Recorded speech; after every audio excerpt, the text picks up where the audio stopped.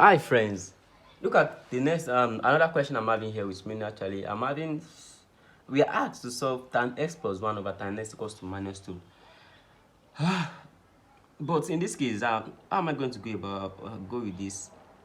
But can you see that you can actually identify two similar functions here? We're having tan x here and also tan x here. But can't you just say let tan x equals to p, right? So that I'm having p plus 1 over p equals to minus 2. Can you see it? Then in this situation, the next thing is we are having something like this. That means we need to take the LCM. That's the next step.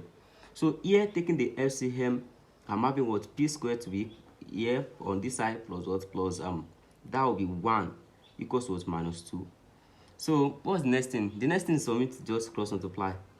We are cross multiply here. I'm having p squared plus 1 equals to that's minus 2p, right? So here I'm having p squared plus 2p plus 1 equals to 0.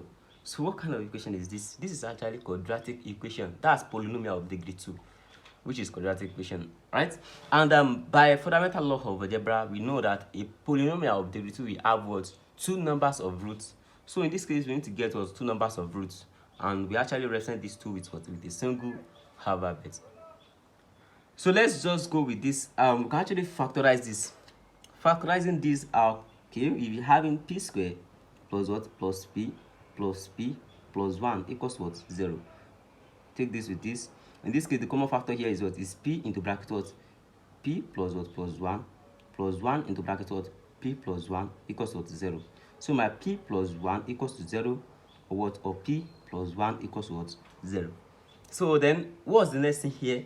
My p is actually minus 1 twice, right? P equals to minus 1, or also p equals to minus 1. So am I going to leave my answer like this? No. Why? Because I was given the question in form of tan x. So the question here is that I need to find the value of x, not the value of p.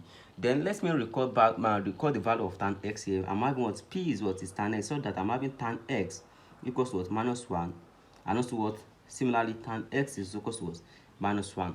So looking for getting the value, solving directly for the value of x, I'll be having x equals to tan inverse of minus 1, and also or x equals to tan inverse of minus 1. Tan x equals to tan inverse of minus 1, right?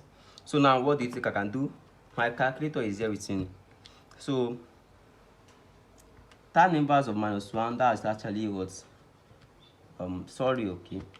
Tan inverse of minus 1, that should give me minus 45. So I'm having x equals to minus 45, and also or x equals to minus 45. So in conclusion, that means our x equals to minus 45 twice, right?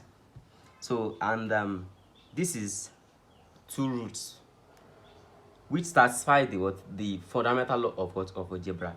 So now, okay, I think I've solved it. That's all. So guys, if you haven't subscribed to my YouTube channel, kindly click on the notification button right now, and click on the subscription button.